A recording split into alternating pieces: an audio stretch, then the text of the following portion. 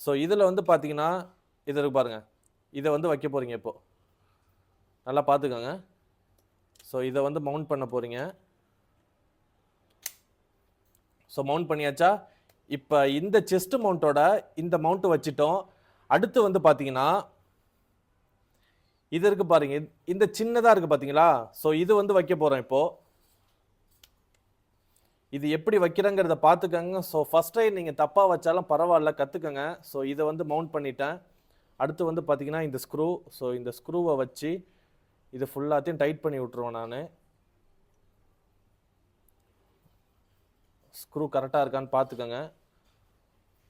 Screw கரெக்டாக இருந்தால் தான் நம்ம டைட் பண்ண முடியும்.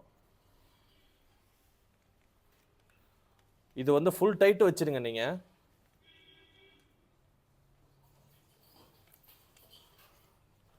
இது ஃபுல் டைட் வச்சதுக்கப்புறம் ஸோ இது வந்து பார்த்தீங்கன்னா கம்ப்ளீட் ஆகிடுச்சு. இந்த செஸ்ட் மவுண்ட்டோட இந்த மவுண்ட் ஒன்று, இந்த மவுண்ட் ஒன்று, இந்த ஸ்க்ரூ போட்டு நம்ம டைட் பண்ணியாச்சு.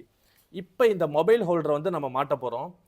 ஸோ மொபைல் ஹோல்டர் வந்து ஆக்சுவலாக இப்படி தான் இருக்கணும், சரியா? ஸோ மொபைல் வந்து இங்கே வச்சுருப்போம், இப்படி தான் வந்துருக்கணும். சில பேர் வந்து பார்த்தீங்கன்னா இப்படி வச்சுக்கிறாங்க. இப்படி வைக்கிறது சேஃப்டி கிடையாது. ஸோ இப்படி வச்சுக்கோங்க. இதையுமே வந்து பார்த்தீங்கன்னா இங்கே ஸ்க்ரூ கொடுத்துருக்காங்க பாருங்கள். இதை இப்படி வச்சு நம்ம கீழே டைட் பண்ணிட்டாலே போதும், அது தானாக டைட் ஆகிடும் அப்படியே.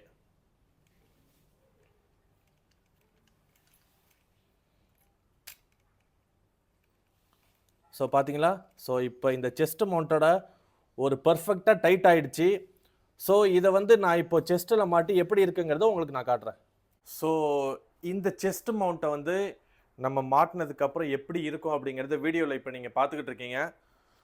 இதை நம்ம தனியாக கையில் எடுத்துக்கலாம்.